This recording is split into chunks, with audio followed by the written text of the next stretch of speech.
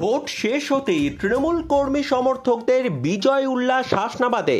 বসিরহাট লোকসভা কেন্দ্রের ভোট শেষ হতেই শনিবার সন্ধ্যাতে বিজয় উল্লাসে মাতলেন তৃণমূলের কর্মী সমর্থকরা। সবুজ আবির খেলে মিষ্টি মুখ করে গানের তালে তালে নাচের মধ্য দিয়ে বিজয় উৎসব পালন করেন তৃণমূলের কর্মী সমর্থকরা। বসিরহাট লোকসভা কেন্দ্রের হাসনাবাদের বরুণহাটে এই বিজয় উৎসবে সামিল হন তৃণমূলের কর্মী সমর্থকরা।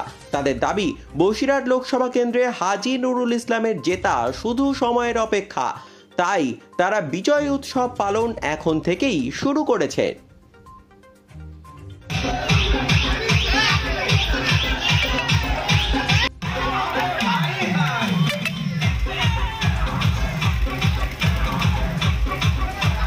বিজয় উৎসব আমাদের যেদিন প্রার্থী ঘোষণা হয়েছে সেই দিন তৃণমূল কংগ্রেসের জয় জয়কার।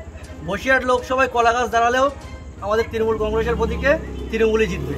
হাজী নুরুল ইসলাম প্রথমবার যেবার 2009 সালে ভোটে আনুমানিক 40,000 প্লাস ভোটে জয়ী হয়েছিল। নুসরাত জাহান 3,75,000 ভোটে জয়ী হয়েছিল।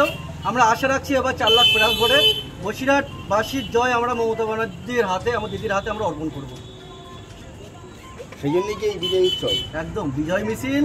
আমরা আমাদের কর্মীরা সকাল 10টার পর থেকে বিজয় মিছিল শুরু করে দিয়েছে, কিন্তু নির্বাচনের বাধ্যবাধকতার কারণে আমরা ঠিক 6টা 50-এর পরে আমরা অফিসিয়ালভাবে আমরা বিজয় মিছিলটা শুরু করব।